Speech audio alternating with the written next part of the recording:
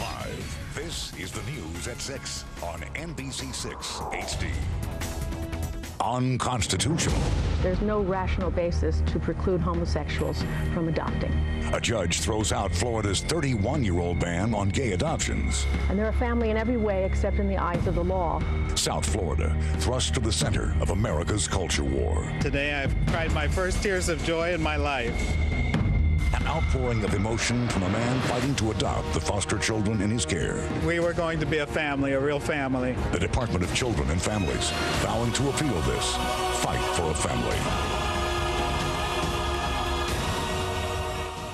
Good evening, everyone. The state of Florida, as you know, has the strictest ban on gay adoption of any state in the country. But now that law is in jeopardy because a Miami judge says it violates the state constitution. Nick Bogert was in the courtroom when this landmark ruling was handed down. He joins us live with more on this major case. Nick? Well, Judge Cindy Lederman in a 53-page ruling says that Florida's gay adoption ban violates the constitutional rights of homosexual would-be parents and also the rights of children languishing in foster care. And what are you guys for Halloween? What are you? Batman. The boys in the Batman masks came to live with Martin Gill and his same-sex partner as foster kids 4 years ago. I know this family very well. Judge Cindy Lederman, after 58 hearings in the case, says the best thing for the boys is to be adopted by Gill. They're a good family. They're a family, a good family. And they're a family in every way except in the eyes of the law. Gill cried tears of joy inside court, saying later he had not sued as an activist making a point, but rather because after taking in 2 abused boys in what he thought was a temporary foster situation, he became a dad.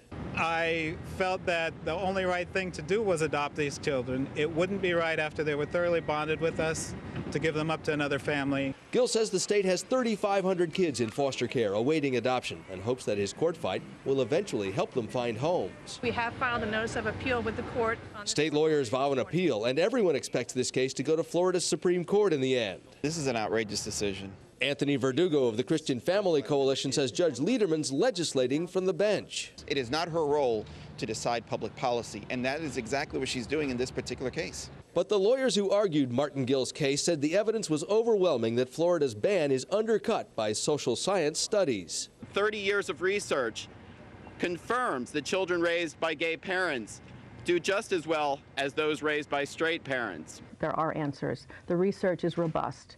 There's a consensus among true experts in the field. The boys at the center of it all were in school as the judge decided their fate. Gill says he'll tell them tonight at his partner's birthday celebration. I'm just going to give them a big hug and a kiss and tell them they're family. But while appeals are pending, any permanent adoption will go on hold, though certainly the boys will still live with Gill and his partner as foster children while this case is all sorted out. And you're going to hear from the Department of Children and Families when we return at 7 o'clock. Live in Miami, Nick Bogert, NBC6. All right, Nick, thank you. And right now on NBC6.net, we want to know what you think. Do you agree with the judge's ruling in the gay adoption case? Sound off and take our web poll right on the homepage. Caught on camera, a murder suspect holding a silver pistol used to gun down a South